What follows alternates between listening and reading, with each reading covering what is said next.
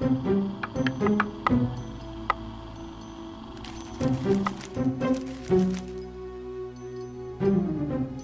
este video quiero comentarles qué pasa con la yaca.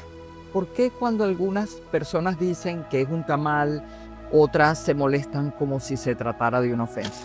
Como señalé al inicio de este video, esta polémica no es nada nueva. Y para mí, su origen tiene mucho que ver con ese deseo de ciertos sectores de la sociedad venezolana de blanquear nuestra cultura, sobrevalorando siempre los aportes de la cultura europea y ninguneando los aportes de las culturas indígenas y africanas.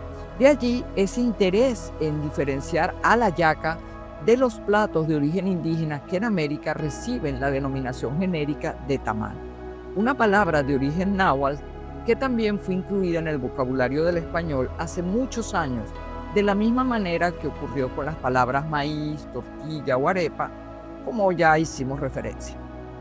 En Venezuela, a inicios de la conquista y colonización, que no les resultó nada fácil, también los cronistas llamaron tamal a estas preparaciones que los indígenas envolvían en hojas de bijao generalmente. Estas hojas, las hojas de la Calathea lutea, como se le conoce científicamente, que recibe entre sus tantos nombres populares cachibú de Caracas, y que se fueron sustituyendo paulatinamente por las de plátano o banano o cambur, como le decimos en Venezuela, porque estas resultan más fáciles de conseguir y son más grandes. Me consta además que en muchos lugares en Venezuela y países vecinos, estos tamales de origen indígena se siguen preparando con estas hojas de bijao, porque yo misma he visto recoger y preparar dichas hojas para hacer las hallacas en Barlovento, las cuales, junto al hecho de que su cocción se hace en fogones de leña, les da un aroma y un sabor muy especial, aunque su relleno es mucho más sencillo que las hallacas que solemos conocer, y generalmente son todas de productos locales, criados o cultivados por la familia, sin frutos ni especies extranjeras, pero son realmente exquisitas. Por mi parte, yo siempre pensé que el uso de estas hojas y del onoto no eran, como nada es, casual. Imaginé que alguna propiedad deberían tener como conservantes para que se usaran en la preparación de un plato que se hace especialmente para ser consumido durante varios días de fiesta, ya que lo ideal es que durante esos días de fiesta las mujeres no tengan que estar en la cocina. Pero nunca encontré ninguna información valiosa hasta que recientemente me topé con un video que les dejo aquí en la descripción sobre la investigación de una joven colombiana que ha demostrado que las hojas de bijao tienen propiedades antifungicidas y antibacterianas. Al parecer, el onoto o achote, ese elemento de color rojo, esas semillas de color rojo que usamos como colorante y aromatizantes, también tiene entre sus muchas propiedades alimenticias una condición antibacteriana. Por lo tanto, ambos elementos, tanto las hojas como el colorante, son de alguna manera conservantes naturales. Por otra parte, recordemos que la palabra yaca, de origen tupí, significa en algunas de sus acepciones bojote y en otras cesta, y que esta denominación se popularizó en todo el país como resultado de esa polémica a la que hice antes referencia, que al parecer iniciaron un grupo de intelectuales en Venezuela a mediados del siglo XIX.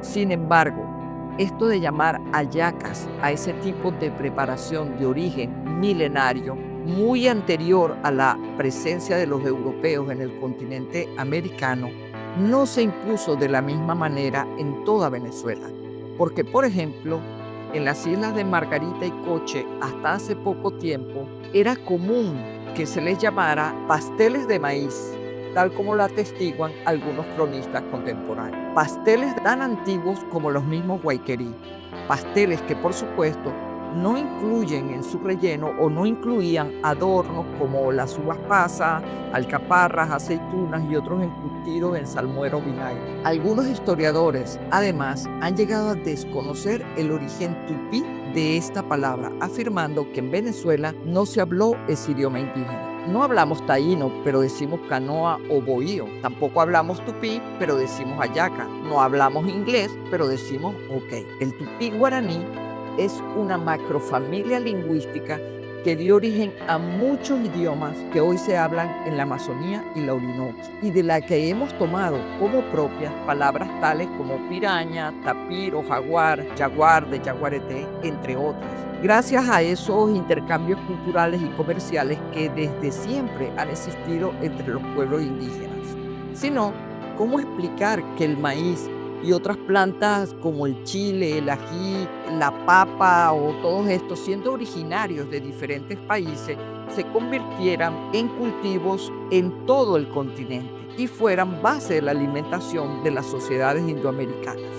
Lamentablemente, en Venezuela está muy asumida la idea de que los indígenas han contribuido muy poco a la historia de la nación, olvidando o desconociendo sus aportes, no solo en la gastronomía, sino en muchos ámbitos de nuestra cultura. Y la idea de que la yaca es producto del mestizaje es prueba de ello. Como contrapartida, puedo señalar que cuando se habla de la dieta mediterránea, a nadie se le ocurre mencionar la palabra mestiza para referirse a ella, aunque en algunas oportunidades se incluyan entre sus componentes a los tomates, pimientos, ají y a veces hasta la misma papa, con la que se elabora la famosa tortilla española. Ingredientes todos estos o alimentos todos estos de origen americano. Tampoco son llamados mestizos los españoles con ascendencia árabe, gitana, africana o americana. Solo nosotros en América nos conocemos o reconocemos como mestizos para denotar que tenemos algo de blancos europeos. Lo mismo pasa con la gastronomía. Con esa intención de blanquear la yaca, que surgió a finales del siglo XIX, no por casualidad el afrancesamiento de la sociedad venezolana estaba en su apogeo, los lingüistas nacionales se abocaron a librar una descomunal batalla para convencer a los señores de la Academia Española que incluyeran en su diccionario el consabido vocablo. Su objetivo era, como he mencionado, contar con una prueba de autoridad en este proceso de blanqueo, prueba que les permitiera diferenciar, distanciar a la yaca de las preparaciones de origen indígena conocidas como tamales. Según palabras de Julián Padrón en su maravilloso artículo La yaca, pastel venezolano de Navidad, publicado en 1952 en la revista Chel, que él mismo dirigía, estos intelectuales venezolanos primero glosaron la palabra, después hicieron estudios de filología comparada para determinar su origen, llegando a polemizar si procedía de lenguas indígenas o del árabe, y la sometieron a consideración de la academia, hasta que ésta, después de algún tiempo, además de limpiar, fijar y bruñir la propuesta, incluyeran la palabra hallaca en la edición 13ª del diccionario correspondiente al año 1899. Eso sí, hallaca con Y. Padrón, que a mi entender compartía este criterio de blanquear la yaca, se apoyaba en el trabajo de Fermín Vélez Boza, académico y nutricionista venezolano de mucho valor y de gran importancia en esa época para el país, que entre otros defendía la condición mestiza de la yaca y quien además no reconocía a los pueblos indígenas como agricultores. Siguiendo a Padrón, el doctor Ángel Rosenblatt, filólogo de origen polaco, estudioso del tema y director del Instituto de Filología Andrés Bello de la Universidad Central de Venezuela, resumen el origen del vocablo de la siguiente manera. La palabra tradicional que designa el pastel de masa de maíz con su guiso de carne, de condimentos y sus adornos de aceitunas, alcaparras, pasas, almendras, huevos, etc., es tamal, de procedencia azteca. Esta voz tamal llegó también a Venezuela y seguramente fue general en todo el país con las variantes tamar o tamare. Más tardíamente empieza a llamarse hallaca, al principio sin duda humorísticamente, dice Rosenblatt, porque hallaca era una voz indígena que significaba bojote o atado, como se observa en un documento de 1608 sobre la historia de las encomiendas y que reza 3 hallacas de sal grande. Esta designación humorística o despectiva del tamal se fue generalizando hasta el punto de que la palabra tamar o tamare ha quedado relegada hoy a algunas regiones periféricas del país. La voz tamal aparece ya en los primeros cronistas, desde el padre Sahagún, y se difundió por casi toda América, hasta el Perú y Chile. Claro que el tamal no es igual en todos los países. Cada uno ha generalizado un tipo especial según las preferencias nacionales. En cambio, hallaca es voz exclusivamente de Venezuela y no la hemos encontrado en los antiguos cronistas. Fin de la cita del Dr. Roosevelt. Quizá fue don Julio Calcaño quien primero planteó el problema filológico de la palabra yaca, que luego recogió en su obra El castellano de Venezuela, publicado en 1897. Uno de los más fuertes argumentos contra la ortografía del vocablo consagrada por el uso es que al parecer los idiomas indígenas no tenían el sonido elye. Y esto fue quizás lo que guió a la Academia Española en su decisión de adoptar la Y al momento de incorporar la palabra hallaca en su diccionario. Pero posteriormente, filólogos como don Tulio Febres Cordero, Gonzalo Picón Febres, Lisandro Alvarado o Silva Uzcategui y otros escritores venezolanos continuaron escribiendo hallaca con elye. Sin embargo, ni el origen, ni la ortografía, ni la definición académica satisfacieron a los lingüistas venezolanos.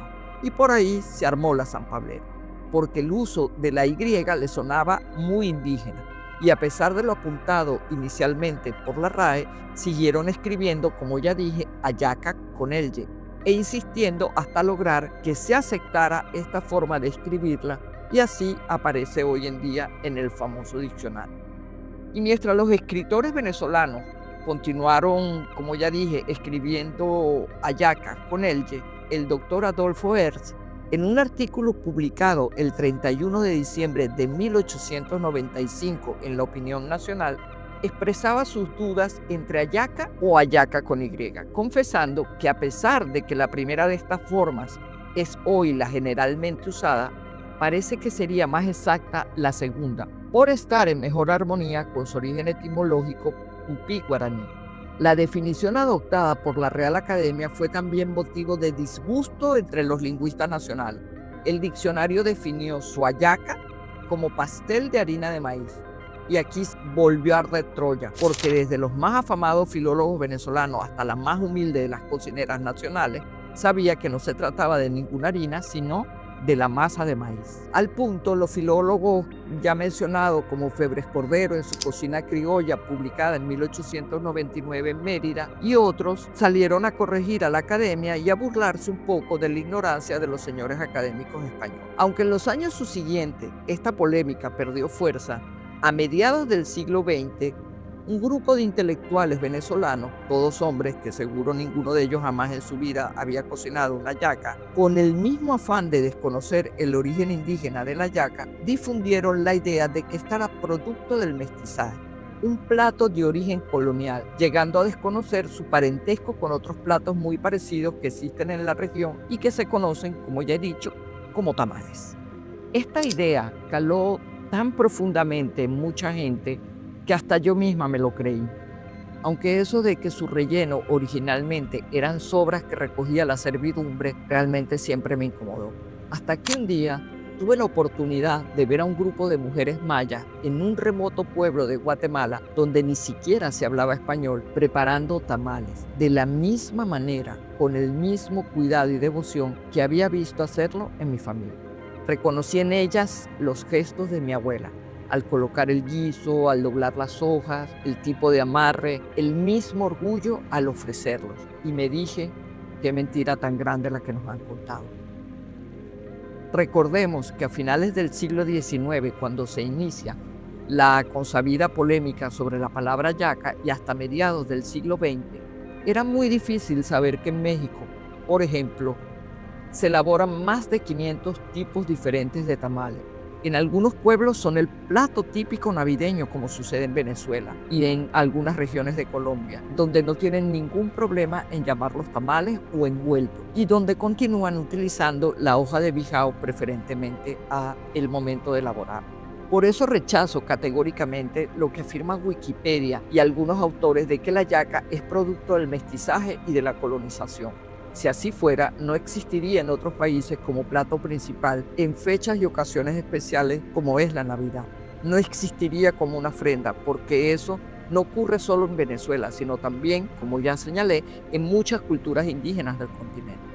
Para mí, preparar la mesa de la cena de Navidad, donde las hallacas son el plato central que nunca puede faltar, es en esencia una ofrenda al niño Jesús.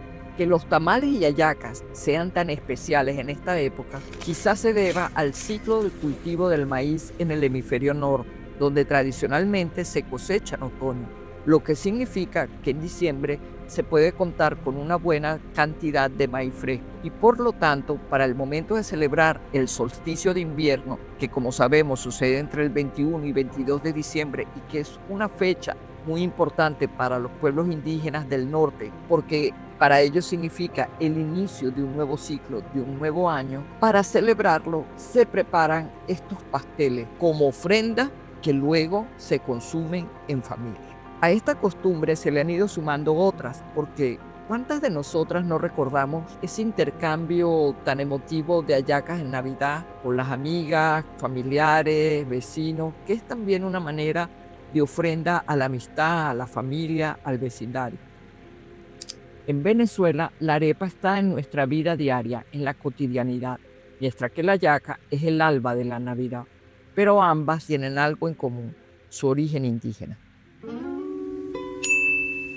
Qué bonito es que en mi tierra amanece ya cantando. Qué bonito es que en mi tierra amanece ya cantando.